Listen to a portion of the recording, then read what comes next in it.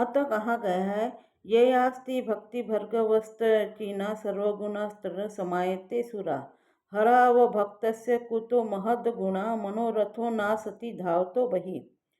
जो भगवान के प्रति अविचलित भक्ति रखता है उसमें देवताओं के सद्गुण पाए जाते हैं, किंतु जो भगवत को नहीं है उसके पास भौतिक योग्यताएं ही रहती है जिनका कोई मूल्य नहीं होता। इसका कारण यह है कि वह मानसिक धरातल पर मंडराता रहता है और ज्वलंत माया के द्वारा अवश्य ही आकृष्ट होता है।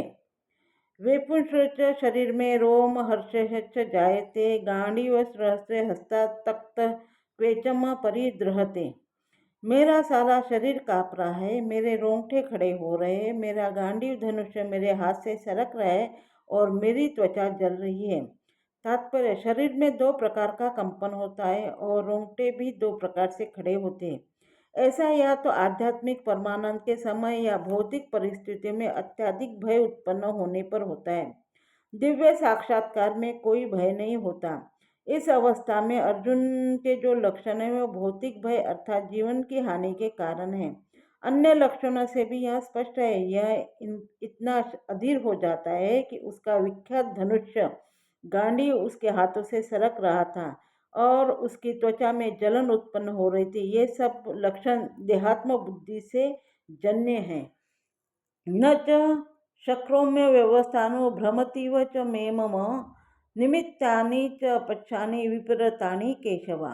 मैं यहाँ अब और अधिक खड़ा रहने में असमर्थ हूँ, मैं अपने को भूल रहा हूँ और मेरा सिर चकरा रहा है। हे कृष्ण, मुझे तो केवल अमंगल के कारण दिख रहे हैं।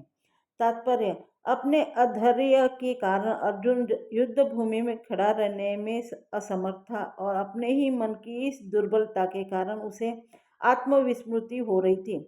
भौतिक वस्तुओं के प्रति अत्यधिक आसक्ति के कारण मनुष्य ऐसी मोहमयी स्थिति में पड़ जाता है। भय द्वितीनाभिविनिवेश स्वास्थ्य, ऐसा भय तथा मानसिक असंतुलन उन व्यक्तियों में उत्पन्न होता है जो भौतिक परिस्थितियों से ग्रस्त होते हैं। अर्जुन को युद्ध भूमि में केवल दुखदायी पराजय की प्रतीत हो रही थी। वह शत्रु पर विजय पाकर भी सुखी नहीं होगा।